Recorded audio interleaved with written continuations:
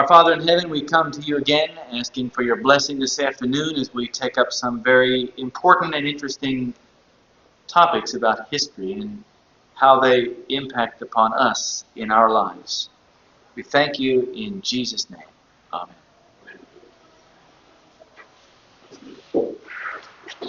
So I've had a couple of questions about the Waldenses that I thought I would answer this afternoon if possible. One of them is, what evidence is there that the Waldenses predated Peter Waldo? You remember that the history books today basically tell that Peter Waldo was the founder of the Waldenses, and indeed even the Waldensians. Many of them have accepted this point of view, although not entirely.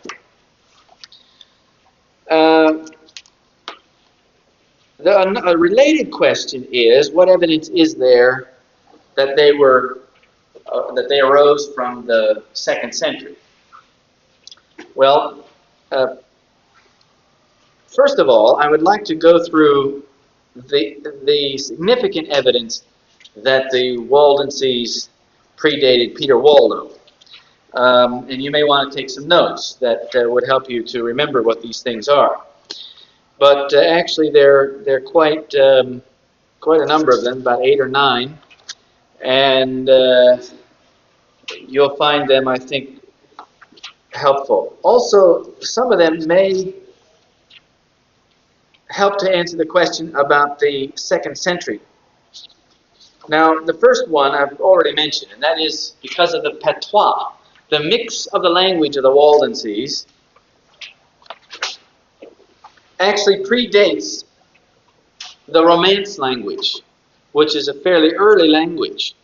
I don't know exactly when the Romance language came on, but the patois of the Waldenses actually is arising from the Roman Empire, which was still in existence when the Waldenses began. So that plus a number of the other elements that came into the language as a result of the invasions of the Teutonic tribes there in 560 and maybe even some, which would have been about the time, by the way, somewhere in that era when the Romance language came along. Because you remember the French is the basis of the Romance, as I understand it, what little linguistics I understand, and the Franks invaded Gaul late in the 5th century under Clovis. Then they became a great power on into 508, when Clovis finally destroyed the Visigoths there in southern Gaul and became the undisputed master of actually much more territory than is contained in the country of France today. But during that period of time, the Romance language developed its foundation. You're more of a linguistic than I am. Would that be about the origins of the Romance language, or what's your... Latin is the source of all the Romance languages. Yes, but it took... Italian, Spanish, Portuguese. Right. And French, of course. yeah. Well, the French actually... So, in other words, what they're saying here then is that the language of the Waldensians even predates the Latin. Which is true in a sense, because the Itala was the language that was spoken in the Roman Empire for a long time. It was before the Latin. It predated the Latin, or at least it had to predate a beginning date that was earlier than the Latin itself. But anyway, because of the linguistics, they very clearly had an early origin prior to the certainly prior to the 6th century. Now then, the second thing is, you remember I told you about Vigilantius. Vigilantius was a 4th century individual who grew up in the Pyrenees Mountains and went to Jerusalem and Bethlehem and met up with St. Jerome and came back to his home but didn't quite make it and ended up in the Waldensian valleys. He was the organizer of the Waldensian churches, Vigilantes. This would have been in the 4th century. All right, so now we're talking, again, very, very early. Now, a lot of the reason why the people think of Peter Waldo, or the historians think of Peter Waldo as the founder of the Waldensians, is because there is much evidence that there were Leonists.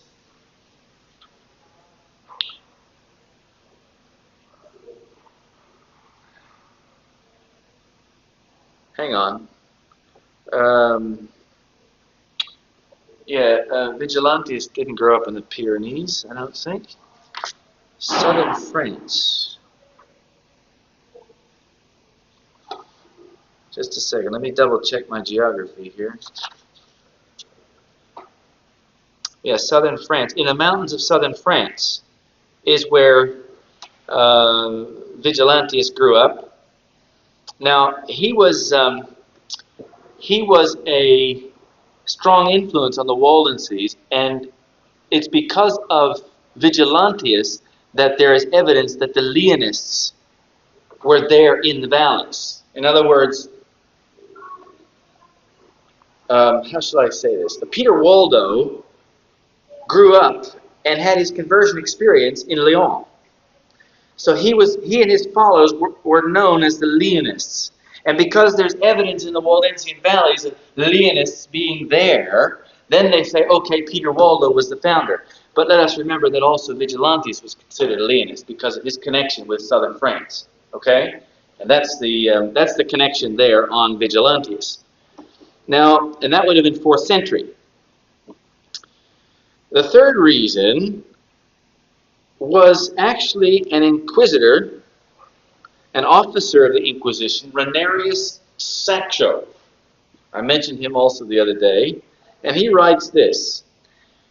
He gave 3 reasons why the Waldenses were dangerous to the papacy, and he wrote it this way. He says, because first, it is of longer duration. The church of the Waldenses is of longer duration than the papacy. This is the testimony of one of the officers of the Inquisition. For some say that it hath endured from the time of Pope Sylvester. Pope Sylvester was in the early part of the 4th century. Others from the time of the apostles, which would have been 2nd century or even 1st century. And then the second reason that he gave why they were dangerous to the papacy was because they're more general. In other words, they're everywhere. All over Europe, the Waldenses had raised up little groups of people, see? And so he was characterizing them as being general all over Europe. And the third reason was because all other sects beget horror in the hearers by the outrageousness of their blasphemies against God. And this of the Leonists hath a great appearance of piety. Now the Albigenses were friends, or at least acquaintances at some point in time before they were massacred by the popes, of the Waldensian heresy. Now the Albigenses were heretics as well, as you may recall.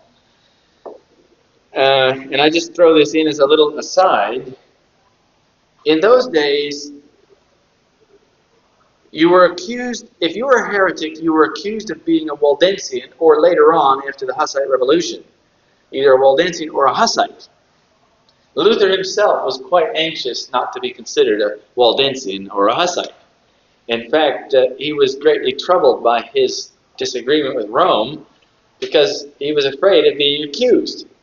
But in the end, once he had his crisis and had gone on his own way, he said, we were Hussites all along and we didn't even know it. So he was quick to recognize eventually that the general method of dealing with heresies was to accuse them of Manichaeism, Arianism, or being a Waldensian or a Hussite. Those were the basic things that they were accused of. So, in general, people were often accused of being Waldensians when they were really Albigenses or Paulinists or other groups of people. But it's interesting, the Albigenses. I have a little book in my library on the Albigenses, and one of the accusations was against them was they were heretics because they would eat no animal products of any kind. Isn't that interesting? Just, I thought you'd be interested in that because in the terms of the Inquisition, they were likely to accuse you of almost anything. Now, we have no reason to believe, I think, well, I don't know, to say that the Albigenses never ate any kind of animal products would be pretty incredulous, in those days especially. But it may be true. It may very well be true. But that was one of the reasons they were brought under suspicion of heresy. Who on earth didn't eat animal products of some kind? Anyway, whether they were strict vegetarian or not is of interest. Now, a fourth reason why the Waldenses predated Peter Waldo was that the city of Milan was an independent city from Rome. I think I may have mentioned this before.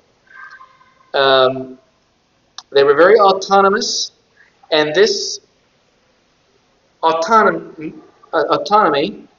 was went on for centuries. And even in 553, which is the 6th century, there were people there that were clearly regarded as separate and distinct from Rome because they had rejected the innovations and the apostasies of Rome.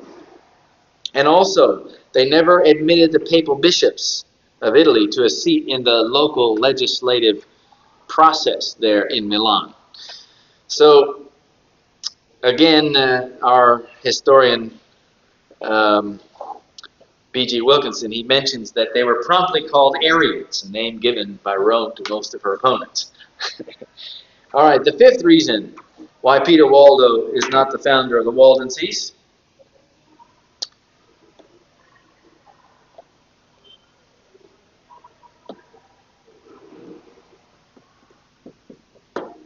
is that Peter Waldo's name is never mentioned in the Waldensian history. If you take the histories of the Waldenses written by the Waldenses, Peter Waldo is never mentioned. No such man exists in their writings. Now, such a man did exist. As I mentioned before, he was an opulent merchant who was converted to Christ because of the sudden death of a friend and wanted to follow Jesus' counsel to the rich young ruler, sold all of his goods, went and preached in the streets without the authority of the bishops. This got him in lots of trouble, as you can understand. Does that sound familiar? Well, anyway, it's true. It's what happened. He had to flee to Bohemia and told his followers to, instead of following him all the way to Bohemia, cross over the mountains and go and visit the Waldensians, because he'd met the Waldensian missionaries on sabbatical over there in Bohemia, because they had been close friends with the Bohemian brethren. A sixth reason why the Waldenses predated Peter Waldo was because of Claudius, Bishop of Turin. I mentioned him also. He was a man who became bishop in the 9th century, and eventually he wrote in his diary about his visits around the valleys in various places in his diocese, various cities and towns, and the Waldenses were mentioned there as being distinct and separate from Rome. Let me see. I think there's a few more reasons.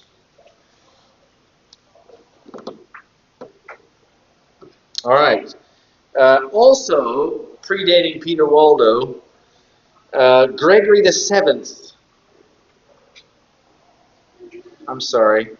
Urban the Second. Urban II attempted to carry on a number of the proposed reforms of Gregory VII, who was the previously reigning pope. And he issued a bull, this Urban II, in 1096, nearly a century before Peter Waldo. Peter Waldo began his life of ministry about 1175. So, nearly a century before Peter Waldo,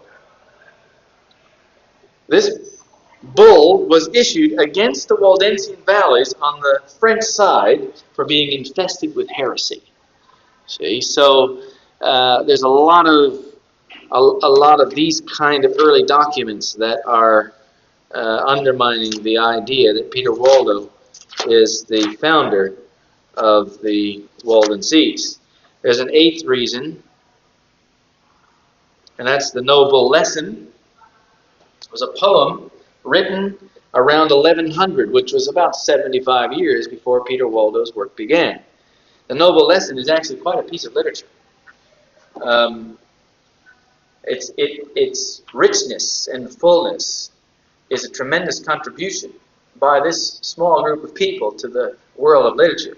It's very worthwhile reading if you can ever get a copy of it. And I think there are some copies available that you can still get. If you'd like me to, I'll try and find one and send it to you. Now, the Noble Lesson was written around 1100, which predated, again, Peter Waldo. Although it's getting closer to his period of time. Another interesting aside, or maybe even another reason, let's put it down as another reason why Peter Waldo cannot be the founder of the Waldenses. It's not related so much to the date, but as to the name. Peter Waldo, Waldenses, and Peter Waldo, they sound similar, don't they?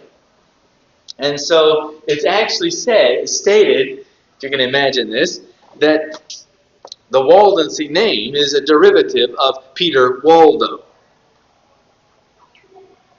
Now, this becomes a very silly thing when you realize that the French term for it, from which Peter Waldo's name would be taken, is Vaudois.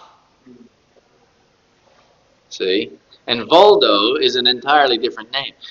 The Vaudois, or Waldo, or Waldenses rather, or in the Italian Valenses, is a term used to describe people of the valleys.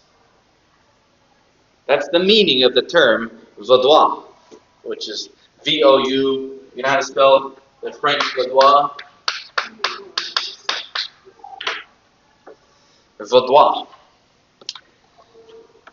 Now, the name Vaudois means people of the valleys. So this is talking about people who are living in a certain region or mountainous area. And the Waldenses, shall we say, the English term, has, of course, a similarity to Peter Waldo, but it has really no actual connection. All right. Those are the main reasons why Peter Waldo could not be the founder of the Waldenses. The main reason why the Jesuits wanted to rewrite the history of the Waldenses was in order to convey the idea that the Waldenses were a church, a sect, that came out of the Roman Church, and of course, in her agenda, she wants to bring them back. Now, an interesting aspect of this is that I've done, quite as you know, or as many of you know, I've done a number of Waldensian study tours in the valleys with various people. We found a lot of very interesting places and sites. It's a fascinating opportunity if you ever have the chance to attend one. But we have discovered that there are still a few people who do not accept the modern rendition of their own history. And that's quite interesting. I have a little friend who's the curator of a museum high up in the mountains in a little tiny town that overlooks a great cliff, and it's a beautiful spot up there, and we try and go and visit him whenever we can. He lives in Pinerolo in the wintertime, but in the summer he's always up on the mountain. And he's been 73 years old now for about 6 or 7 years, so I'm not sure what his age is. Every year we go there, we ask him what his age is, and he says 73. So he doesn't speak any English, or if he does, it's very, very little. But the first time I met him, I had a French interpreter along, or at least someone who could speak some French fairly well and got on pretty well in the language. And I asked him the question, because we're studying this issue about the Peter Waldo story. I asked him the question, who was the founder of the Waldenses? I said, was it Peter Waldo? Or was it somebody else? And he thought for a moment. We've been hearing all this other stuff, you know. And he thought for a moment, and finally he said, Claudius. Now I knew that he wasn't suggesting that Claudius was the founder of the Waldenses, because Claudius, as you know, was a bishop of Milan. But what he was trying to say was that the Waldenses were not founded by Peter Waldo. And I said, how many other people believe as you do? And he said, oh, there are a few, but very few in the valleys. We asked him some interesting questions. How many people in his village were Catholics and how many were Waldensians? He said there were 100 people in the village, 40 of them were Waldensians, the rest were Catholics. I said, how old is the youngest Waldensian in your village? He said, about approximately 40 years of age. No children. He said, there are a few children in some of the other valleys. He said, but for the most part, the Waldenses are dying out. Every time we've been there, we've always met some very interesting people. And one of the most recent times, I met the chairman of the General Conference of Waldenses. I don't know if you'd call him the president of the church, but he's at least the chairman of the synod. And I guess that's maybe an equivalent or something similar to that.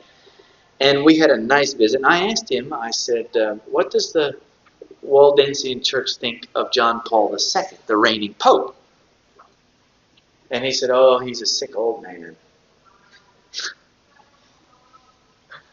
But I asked him that question because on a previous occasion I had asked the senior pastor of the Central Waldensian Church in Tara Pelici the same question. And he told me a much more interesting answer. He said the Waldenses don't like John Paul II very well at all. Oh, I said, why not? Well, he said he doesn't believe in the ecumenical movement. I said, what? I didn't understand what he meant. And because all the other people around, we didn't get to pursue that conversation very much. But we went on to other things. But on the journey later on, I read a book that was given to me by John Bishop. Some of you know who John Bishop is.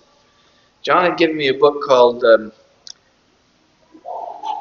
Understanding the New Age. Huh? No. Understanding the New Age. A little paperback printed here in Britain about the New Age movement. And the idea was, this Protestant was going on about how that the New Age movement could not be the Antichrist Bible prophecy, like many Protestant groups think. But rather, he kept pointing the finger at Rome. So I thought to myself, this is an interesting character. And on the last page of the book was probably the most important statement in the whole thing. He said, he was quoting Robert Runcie, the late primate of the Church of England. And at that time, he was still alive, incidentally. That was that long ago. But the author had quoted Runcie out of some magazine in which he was quoted as saying, the Holy Father, meaning the Pope, does not believe that we should just have reconciled denominationalism. I thought to myself, what is reconciled denominationalism? Well, you can be a Baptist, and you can be an Adventist, and you can be a Catholic, and you can be whatever you want to be. And we'll all be reconciled together. We won't emphasize distinctive doctrine. We won't accuse each other. We won't have any conflict. We'll just all be reconciled, and everybody goes to whatever church they feel most comfortable with. That's the idea of reconciled denominationalism. He said the Holy Father does not believe in reconciled denominationalism, but that all churches must become one. Visible sacramental unity of all churches in one church. That's exactly the quote. Visible sacramental unity. Now, you know what that means? This is what he was saying that the Pope believes. Now, if that is where, and then suddenly it all clicked in my mind. I realized what this Waldensian pastor was saying, why the Pope doesn't believe in the ecumenical movement. The Waldensian pastor had a wrong idea of what the ecumenical movement was all about. The Waldensian pastor felt that the ecumenical movement was all about reconciled denominationalism. And you can be a Waldensian, and you can be a Baptist, and we can be Methodists, and Jews, and everything else. In fact, they've been having discussions, fraternal discussions with various groups for quite a number of years. In fact, another pastor friend of mine that I've met in the Waldensian Valleys is Bruno Rostagno. And he told me once that he was having a discussion. He heard we were Seventh-day Adventists, and he was having a discussion with the Jews about the Seventh-day Sabbath. I thought to myself, he needs to have a discussion with some Protestants about the Seventh-day Sabbath. And I suggested that to him. He said, oh, he'd love to talk to the Seventh-day Adventists about the Seventh-day Sabbath. He said, yeah, I've been preaching, he says, on the Sabbath, and he talked about Isaiah 58 and not, turning your foot away from the Sabbath and honoring the Sabbath and so on. And we agreed to have a dialogue together. And we sat down one day, about 20 of us, sat down to talk to him the bright sunny afternoon out under the shade of a tree. And we spent probably an hour talking back and forth through interpreters about the meaning of the Sabbath. And I explained to him the Adventist concept of the Sabbath. And of course, I started with Revelation 14, see, and worship the Creator, and then come back to creation, and then it's Jesus that created. So on the Sabbath, we worship Jesus, who is the Lord of the Sabbath, and so on. And so, it all ties together beautifully. And he said, that's very interesting. There's a lot of questions I'd like to ask about that, he said. Anyway, I hope he gets a chance to talk to, he said he'd like to talk to somebody in Italian, because that's his first language. And we were translating through German, so it was difficult. He speaks German, and it was difficult for him to be able to communicate so fully. So we've had a lot of interesting experiences. But this senior pastor, the older man, did not understand Sabbath keeping. The ecumenical movement. And his concept was that it was just to be friends with everybody. But the Pope, John Paul II, is seeking to bring all the churches back to Rome, and the Waldensians don't want that. He even told me, when he said that to me in the first place, we want to maintain our distinctive history. Sadly, that's all they have left. Spiritually, they're dead. And it is the Reformation, it is Calvinism that denuded their spiritual maturity. Because they joined with the Reformers in Geneva, they became part of the Reformation rather than staying in advance of it. They were way ahead of the Reformation theologically, doctrinally, and in practice. The Reformers were coming out of Catholicism. They'd never been in it. They were distinct and separate. In fact, I think it might even be Satcho that made his comment. No. There's another comment that was made by a certain person who was commenting on the Waldensians, and he said that they were never a part of the Catholic Church, therefore they could not be considered a new sect. In fact, here it is. Whenever from the midst of the church in the wilderness a new standard bearer appeared, the papacy promptly stigmatized him and his followers as a new sect. This produced a twofold result. First, it made these people appear as never having existed before. And of course, there were groups of people that the Waldensians helped to get started all over Europe.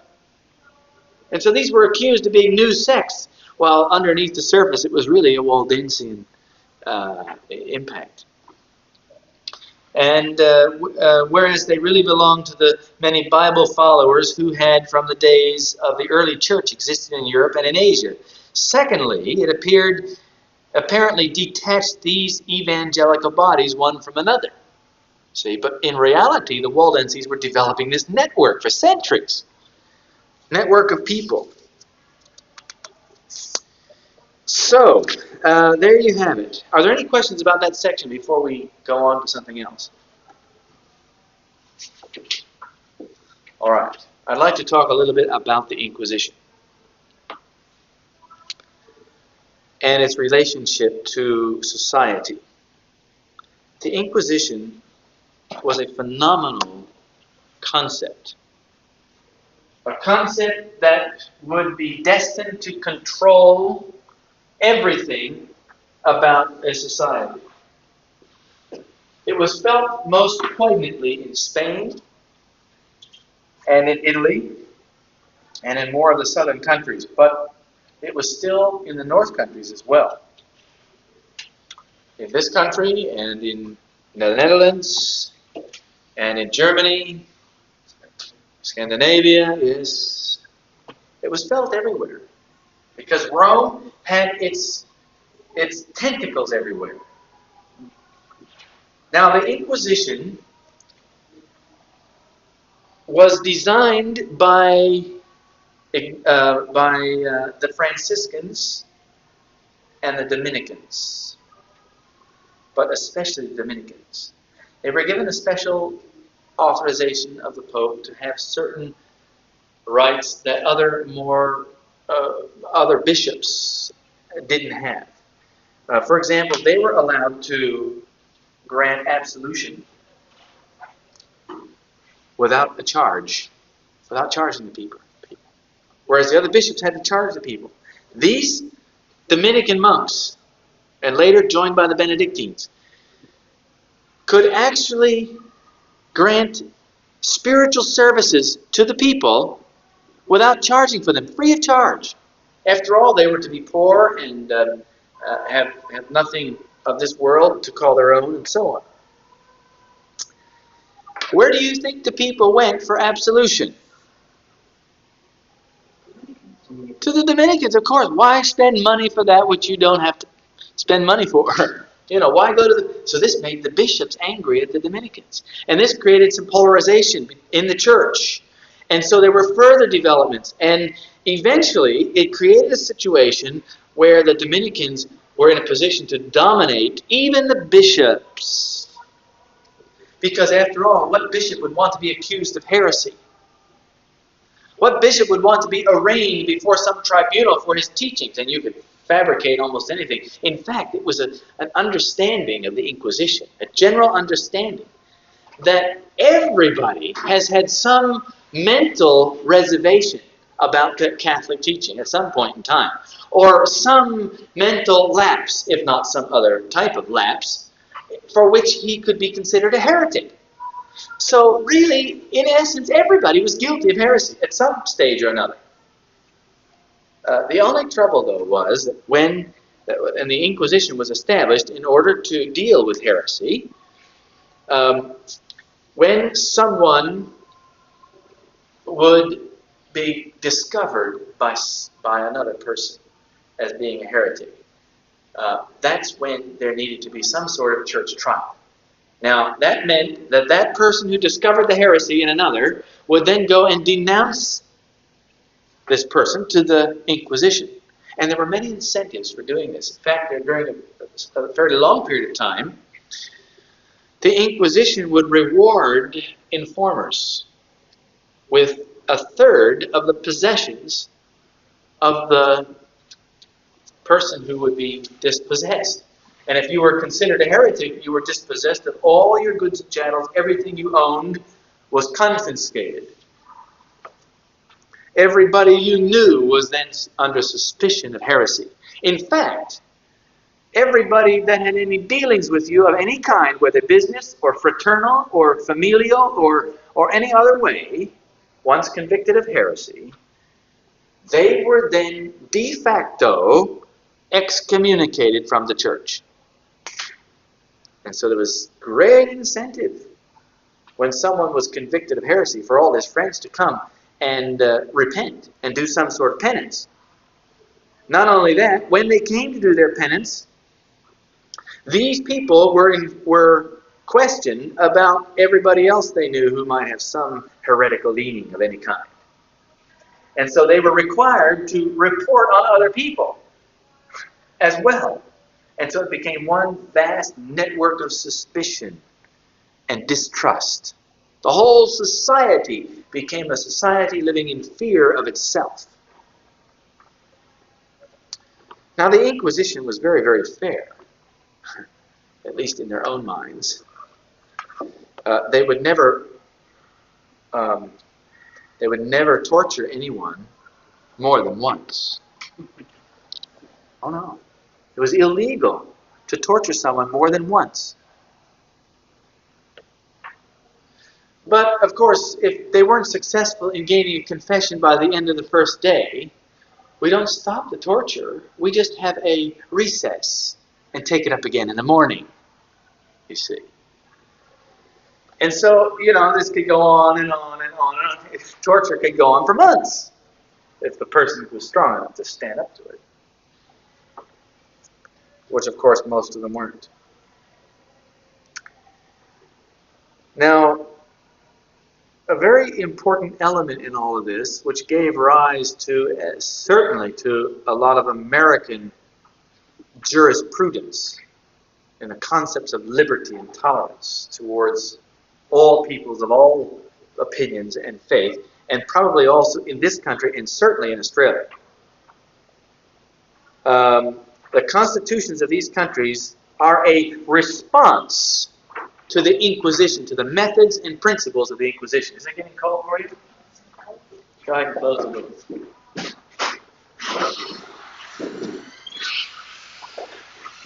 It's a bit blowy.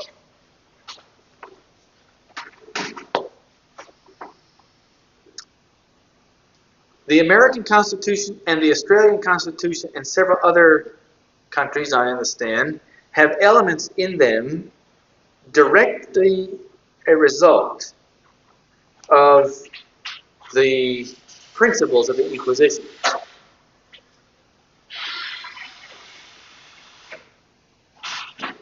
We're going to have that all afternoon, I suppose. Oh well. For example, the Inquisition was operating on the basis and the premise that you were guilty until you proved yourself innocent. Now, in our country, that is a terrible thing. To assume that someone is guilty before he's had a trial is an anathema to the American Constitution, and I believe also in your country as well. You are always innocent. Even though you may be suspicioned of some crime, you are still innocent, officially and theoretically innocent.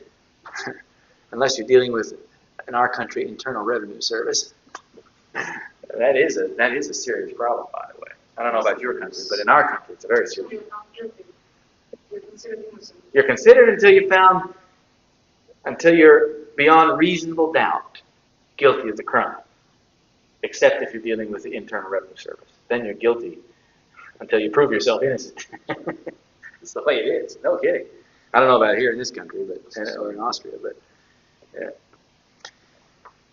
But in terms of jurisprudence, and in terms of general practice, although there are some notable exceptions, and some of them very recent, innocence is always assumed until there is evidence beyond reasonable doubt. Now, another thing was that the defendant was never allowed to know who his accusers were. Now, in our country, and probably in yours, you have the right to know who and face your accusers, and to know who your accusers are. We're getting to that with the 1-800 tips number in Tampa. There are things happening in America that are bringing us back to the Inquisition era. Absolutely. We don't have to identify yourself. Yes, and there are other things also. And some of the things that Bill Clinton is doing right now that are setting up similar types of organized information bases and so on. But anyway, I'm talking about theory now. We're talking about theory of jurisprudence. And so you could not face your accusers. You didn't know who they were. The only way you could actually prove yourself innocent, incidentally, was if you could guess who your accusers were and show that they had malice. One poor fellow was arraigned before the Inquisition in Spain. He had been denounced to the Inquisition by his wife, who was angry at him for some reason.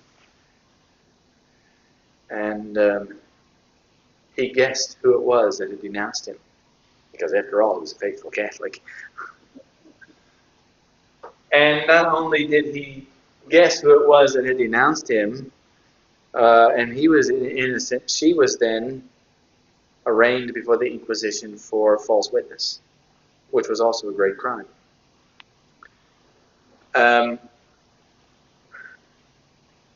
She ended up spending the rest of her life in prison as a result of denouncing her husband because of malice. Now, another reason or another issue of the Inquisition was that you were allowed to have your representation if you could convince someone to come and represent you. I mean, I'm talking about a solicitor or an attorney. However, very few attorneys would even dare to represent someone before the Inquisition, because they would then be suspicioned of heresy. You see? And they might be arraigned as well.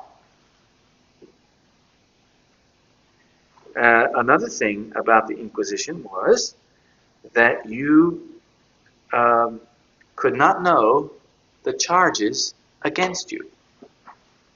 You were never told what the charges were. Of course, if you could guess the charges, then of course that was more evidence that you were guilty.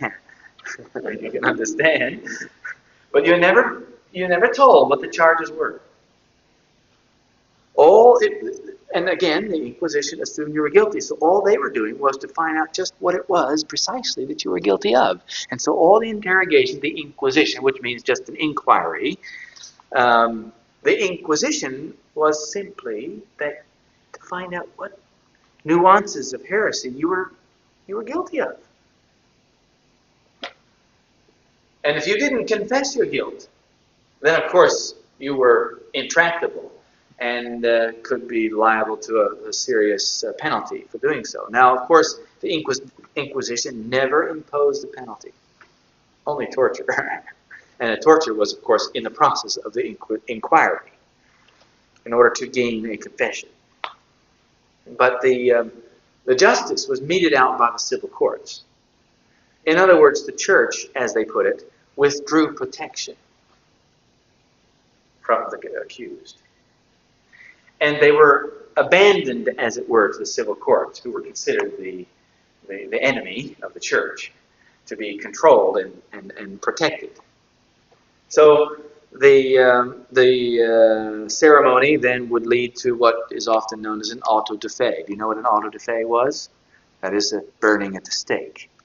Now, the auto de fe is actually a very serious ceremony. And they went through many rituals and rites and so on of abandoning you to the devil and consigning you to the flames. This was all done by the civil government, and the hands of the church never had any blood on them at all, at least in theory. In practice, of course, was another matter.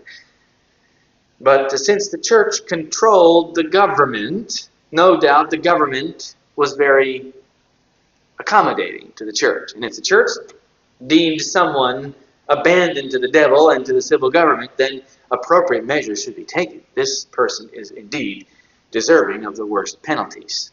And of course, the church leaders would then ceremoniously and piously plead for mercy for this poor fellow. But the sentence would have to be carried out anyway, you see.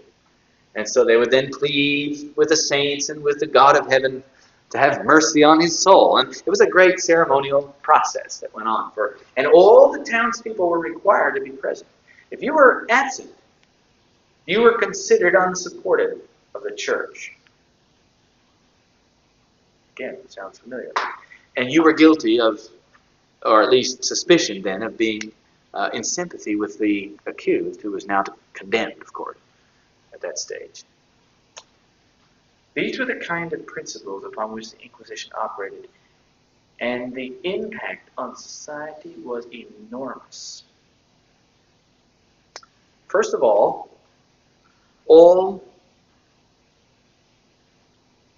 commerce and trade was stymied.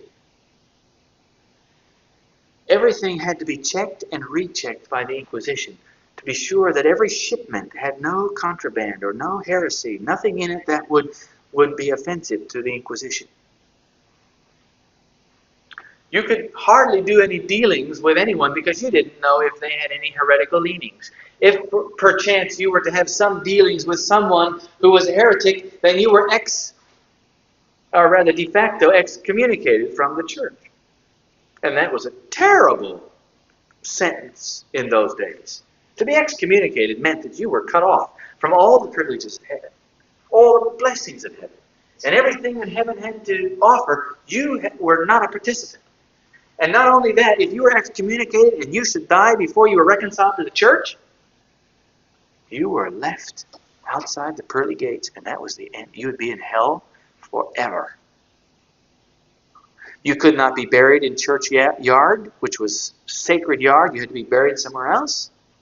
And that was a terrible thing as well.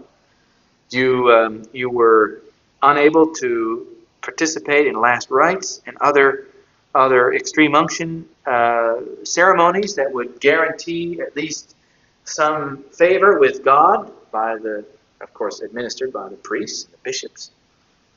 All sorts of penalties. Interdict was a very similar thing, but that was a whole city, as it were, interdicted. The whole city was then cursed of God and judged, in rebellion to the God of heaven. Maybe they were in rebellion to the church. They may or may not have been in rebellion to the God of heaven. But anyway, that was the basis of this. So, to trade or have some kind of business interaction with someone who had any kind of subjects according to the established understanding of things as defined by the Roman Church. I mentioned yesterday or the day before about Galileo and his problems. And there were many others. And so the development of science was crushed. And the development of new ideas and new ways of expression, all of this linguistics and the strength of the educational element of Spain was stripped of its vitality. Think about this. Books. The development of letters and of books. Publishing. All of this was just stymied. Now, the Inquisition required that every book that was published must pass approval of the Inquisitor. So that means that every book had to be read by the Inquisition, checked and cross-checked for any kind of heretical teaching that might have somehow oozed into the pages, whether it was a mathematics book or a geometry book or a theology book. Didn't matter what subject it was. And in order to do that, it had to be cross-checked. In other words, if you were to publish a book, your masterpiece of literary attainment would be submitted to the Inquisition, probably to the Inquisitor General in your region or in your country, where he would then dispatch it to one of his fellow inquisitors, and they would read the book. And then they would give it to another one, and they would read the book. And after a third or a fourth one, then they would judge it acceptable, if, of course, it was acceptable. Any modifications, provided that you were in good and regular standing and there was no basic reason to suspicion heresy, but there might be some modifications that would be suggested. Of course, you would have to make those. Now then, at that point in time, you would then look for, by the way, that would consume several months if it was a large book. Then, of course, you would need to find an appropriate place to have it printed. Now, in the 16th century, the printing presses were available, but the ones up in Belgium were probably better than most. And one fellow who had gone, he was well greased. He had connections in the Inquisition. He was a good, faithful Catholic, and he published his book, or he'd written his book, and he'd hand carried it to Rome where he gave it to his friend, one of his friends, his close friends, the chief of the Inquisition in Rome, which of course was pretty high up, if you will. And this man, of course, gave it to several of his colleagues to study, which took several months, and he wanted to have it printed. Not in Spain, where the printing presses were in shambles. I mean, after all, they didn't have the resources to develop the typography so well, so the printing establishment in Spain was significantly demoralized. He wanted to take it up to Brussels and Antwerp, where he could be sure to get it better. So he got the Inquisitors Imprimatur and their permission to publish the book, and he set off on a several-month journey to Brussels. When he arrived in Brussels, to his dismay, he found out that the Inquisitors Imprimatur of Rome wasn't satisfactory in Belgium. So he had to go and have it presented to the Inquisition in Belgium. And they had to review the book several times in order to make sure that it was acceptable. However, they were gracious enough not to review it as thoroughly as the Roman ones, because once they had a general idea that it was acceptable, they decided to go ahead and accept the Roman, and they gave their own imprimatur as well. Now he had two authorities giving him permission to print his book. So he went off to find the printer, and he published, I think, 2,000 copies, or I'm sorry, about 5,000 copies. And of course, page by page by page. You know, the type had to be set, and then all the impressions made. It took a long time. Months can be consumed in printing a large book, especially that many copies. And so, when it was all finished, it was probably a year from the time that it was originally ready to go to the press, because of all of the processing that had to go on, with a couple of months in the process of printing.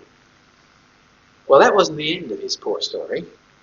He had to get the books back to Spain. After all, they were written in Spanish. They wouldn't do anybody any good up in well, they might do some people, because there was a good bit of Spanish influence in Brussels at the time. But anyway, so he decided, however, that it would be best for him to ship them in 3 different shipments. Or was it 5? I forget. Several different ships. Back to Spain. And then he would himself journey on foot with the original copy. Well, he was afraid. He did this very wisely, because he was afraid that something might happen to his books along the way. And I believe it was 5 ships, 5 different shipments he sent in, maybe 1,000 books in each ship. And on his way back, as he was traveling with a companion back to Spain, he and his companion were robbed by robbers. Now, his companion was carrying some diplomatic papers from one king to another, so it was his friend that they were after. They wanted those papers, or whatever it was that he was carrying. And thankfully, his manuscript wasn't taken from him. And so he was very glad about that. But upon arrival back in Spain, he went over to the port where his ships were to arrive and discovered that one of the ships had been dashed upon the rocks, and he'd lost the shipment of that particular ship. Another ship had been pirated by, marauding pirates, and 3 of the ships arrived out of the 5. So he had about 2/3 of his supply. He expected this problem, and sadly, but nevertheless, that's what happened, and he accepted the fact. However, once the shipment arrived in the port at Spain, it then had to be checked by the Inquisition to make sure that nothing was inside that would have been smuggled in through customs, you see. And he pled with them to let the Inquisition sort all that out over in Valladolid, where his home was. In other words, ship them all the way direct to Valladolid and let the Inquisition open the shipment there rather than in the port of Spain, because the books were unbound. And this would cause great damage if they were opened up and then not properly cared for, because then they had to be shipped onward, to Valladolid. He was in good standing, and he was not under any suspicion, so they granted him his request. And all of his shipment was taken over to Valladolid, and there the Inquisition opened it up and went very carefully through it to make sure there was nothing in it, in the shipment, that would be considered contraband or was being smuggled in. Right? Once that had happened, then the manuscripts had to be checked. Oh yes. The final printing had to be checked by the Inquisition to make sure that every phrase, every sentence, every word was the same as the original. And so he brought them as, you see why he needed to have the original. If it would have been stolen along the way, they would have a serious problem. They'd have to go back and reread the whole thing. But now they at least had something to compare. See? And so they were able then, took several more months to go through and compare. Well, thankfully, because of his good standing, after the inquisitors had checked about 1/3 of the book, they decided that he had been honest and that there was no further need of any checking, and they authorized him to bind the books and to sell them. Finally, a year and a half after the book had been finished as a manuscript, it was now ready for sale. And each book had the imprimatur of the inquisitor. And therefore the bookseller need not be afraid that he would be selling something that would be contrary and could be, you could lose all your business and all of your livelihood as a bookseller if you were caught selling a book that was not approved by the Inquisition. In fact, there was a period of time during the Reformation when books given a mathematics title or a chemistry title or something like that were actually sold and distributed, but they were really Reformation books. Books about the teachings of the Reformers.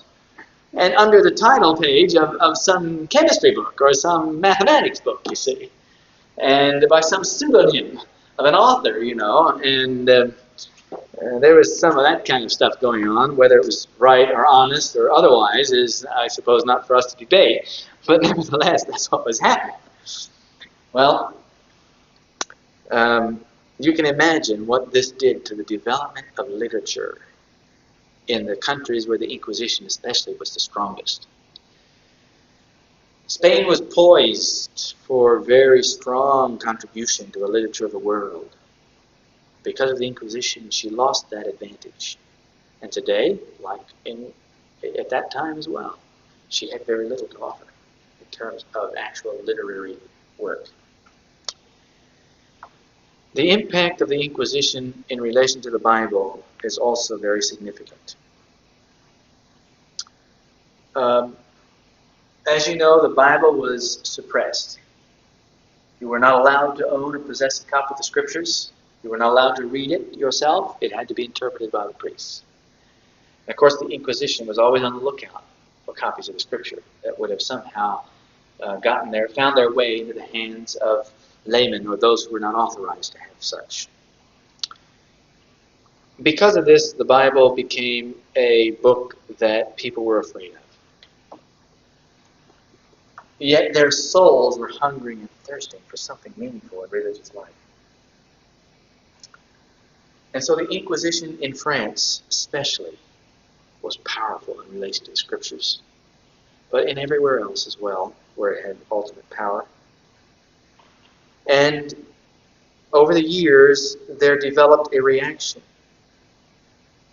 to the suppression of the Scriptures, particularly in France.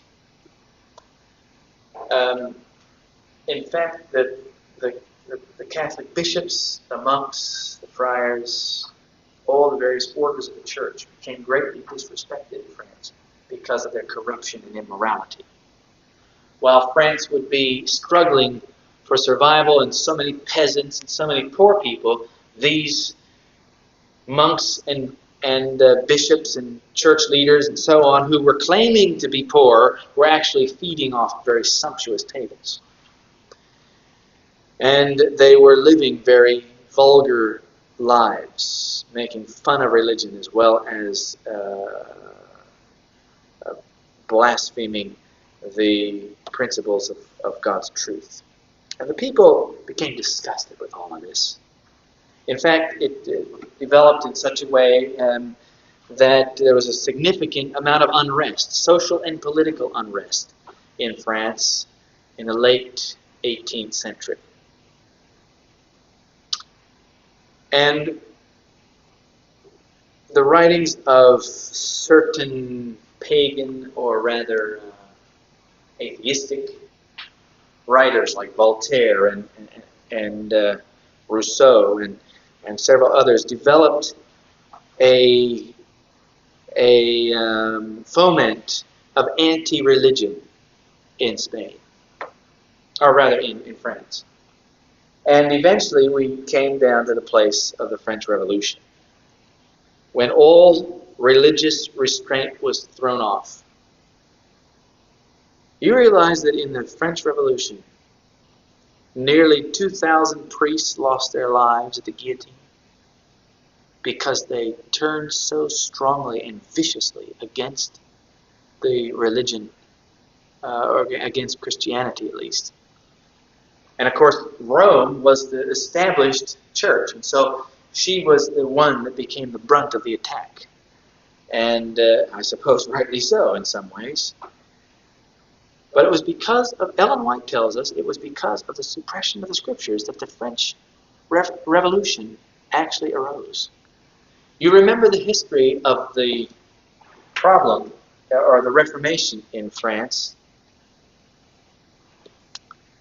And probably I should give you just a little background in this, because it actually plays a significant role and has its parallel today.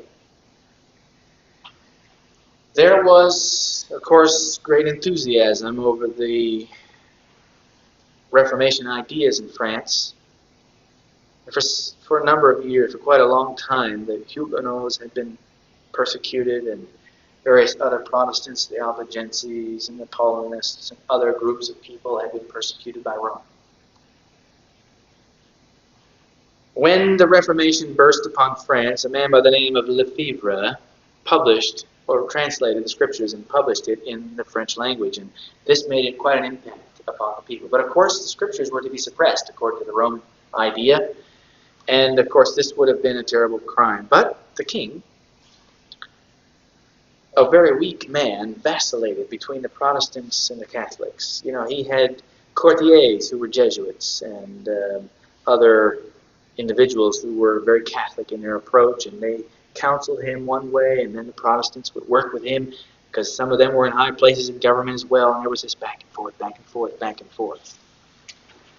The Protestants became very enthusiastic, very serious about Protestantism, and one night somebody orchestrated a project that eventually led to serious problems for the Protestants, and I believe had a part to play in bringing on the French Revolution.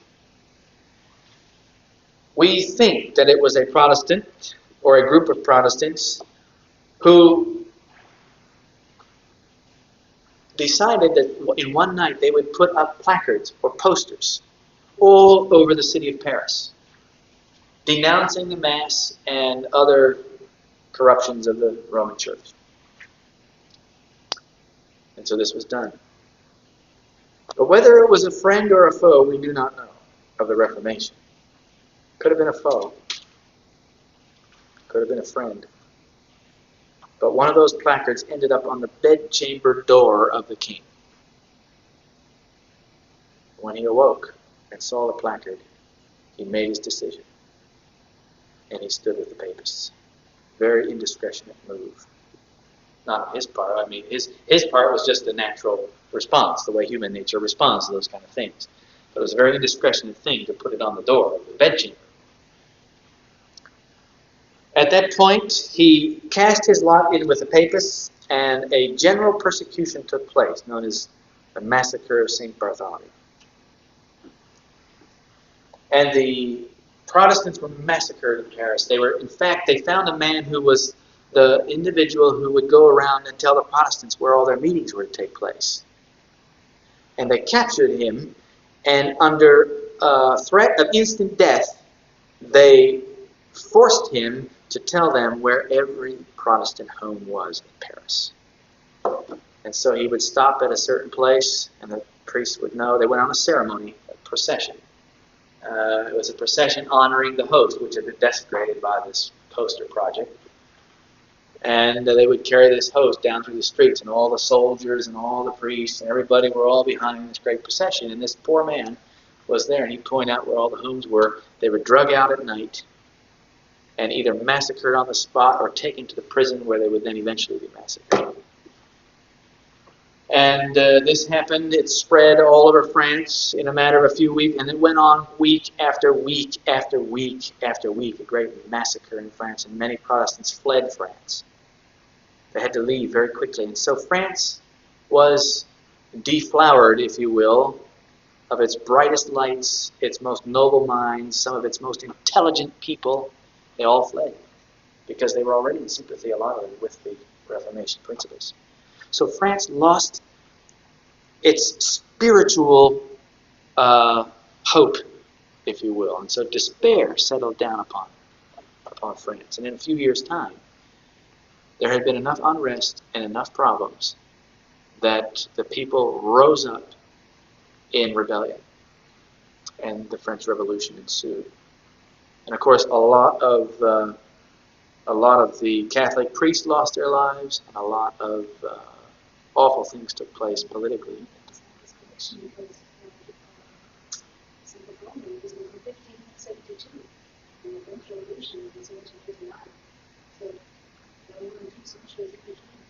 Yes. Yeah, the connection is, there is a good long time between. But Ellen White makes it very clear that it was the suppression of the Scriptures that brought on the French Revolution.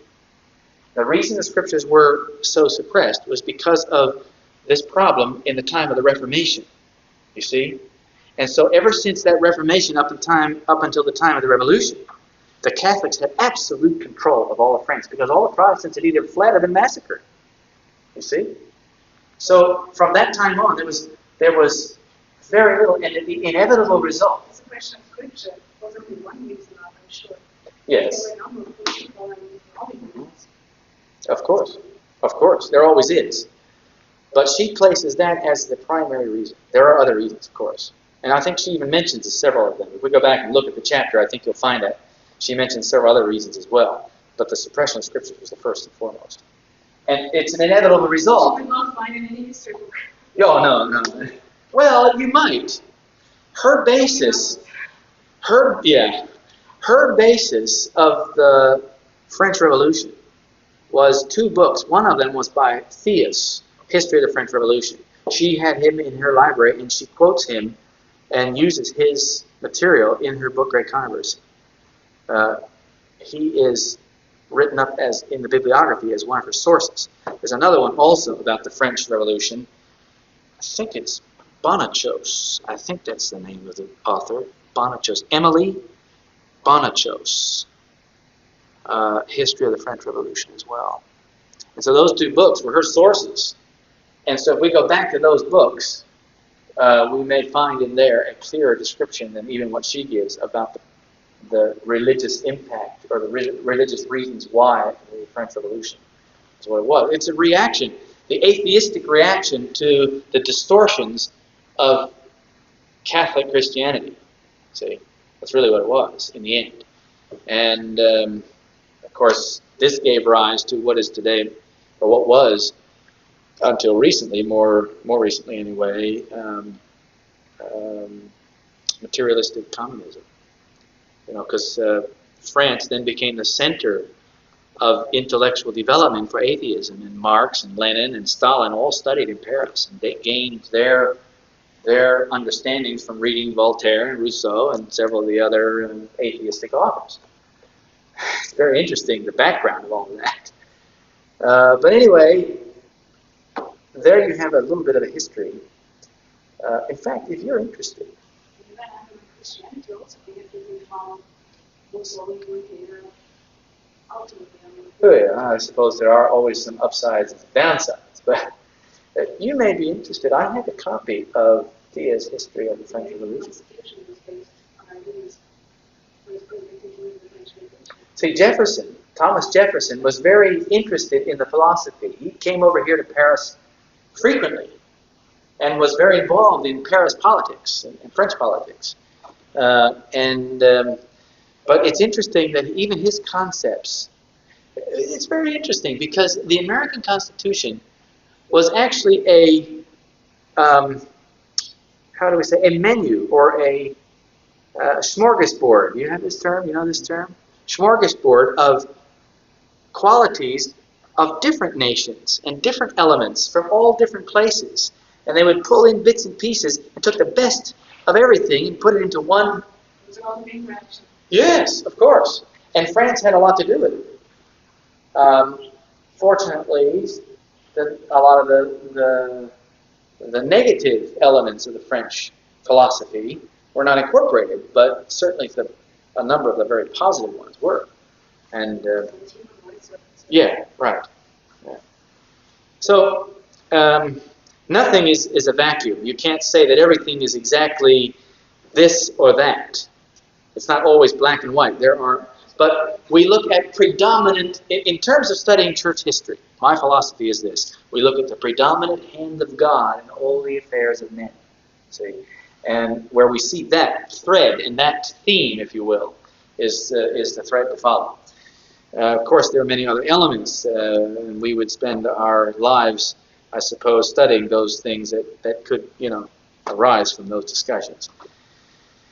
Anyway, the scriptural relationship to all these things is important. Today, my perception is that very few people in Europe, in France, and for that matter in Europe, are interested in spiritual things, at least in an earnest sort of way. And it's often characterized as a post-Christian society. And the Americans are desperately afraid that, I say many of the religious Americans, of course, are very afraid that this is going to happen to our country as well. We're going to end up being a post-Christian society. And but God has a way of raising the level of interest, even over here, in what is known as a post-Christian society. And I pray that will take place. The parallel that I want to draw from what happened in Spain, or rather in Paris, under the Reformation period, was that the spirit of prophecy makes it very clear that we must be very careful not to antagonize Roman Catholics unnecessarily. Not that we should pander to them or that we should soften our basic message as a result of it. But you can be polemic, you can be strident. There are ways in which you can go too far. And she cautions very strongly against going too far in our, how does she put it, in our speaking of Catholics, strong thrusts, I think she says. We should avoid strong thrusts against the Catholics. And it worries me when I see billboards characterizing the Pope being put up all over the place, because that's exactly what happened in the time of the Reformation. I have it at home. I don't have it here. I've got last events I've been at. Yeah, but it's more than that. I have a compilation put together of that particular subject in my files. I hope I can find it for you. If you write me a note, I'll try not to forget. I'll forget it for sure if I don't have some kind of note. But if you'd like, I'll be happy to send it to you. One of those billboards put on England first, that she was criticizing somebody in England for doing this, I think. Who was criticizing? Ellen White, that some billboards were put up in her time. That may have been. Conference. What was that? Handing out? Yeah, handing out brochures and leaflets and materials. I know the word Antichrist, we don't need a second call and all kinds of messages put up there. I felt it was inappropriate. It was Dr. Brent. That was the same place where the Pope was a couple of years ago. Same building, the GC. Utrecht. We don't need a second God. I understood it referred to open so this is like the most official organized Seventh-day Church, I guess. Yeah. Well, that is also that's really a separate issue from thrusting at the Catholics. But reach the people outside the Seventh-day Church, and they should evangelize them instead of approaching the Adventists. I think some of those people are trying to get to the delegates before they voted to impress upon them what they want to learn. Well, yes, every general conference that I've ever attended has always been that way. There's always people out there with their placards and with their brochures. And I've even stood out and handed out brochures myself. But our brochures were inviting them to very beneficial meetings. It's not... No. Yeah. Well, actually, another thing that went on down in your country was the ecumenical meeting down there, and where some people went in and attached to balloons, they put up in front of the stage this sign about the Pope being Antichrist or whatever it was. I've forgotten exactly what it was. I don't know. I appreciate their motives. They put my name in I'm, the sign. yeah, I'm not here to criticize or point the fingers per se. I'm just concerned about those kind of things because I feel that we set the stage for what went on at the time of the Reformation. Actually, in the end, and Ellen White tells us what the result is going to be. They're going to come back, and they're going to come back with a vengeance on a much stronger reaction than we would have otherwise had or certainly could have expected. So, anyway, that's just my feeling about it. I feel we need to be very careful about doing those kind of things. Revelation 14. Yeah, then when we come out to preach Revelation 14, we'll be stigmatized and characterized with those sorts of events and things that have made people very angry, and so that'll be used against us, you see. Make them very upset. The human nature, the human response is the same in every age. And it's the same today as it was back then. Well, it's Friday afternoon, and probably good for us to get a few extra minutes of Sabbath prep. But I hope this has been helpful and of interest to you. May the Lord greatly bless you. I'm wondering if there's a volunteer that would like to pray as we close.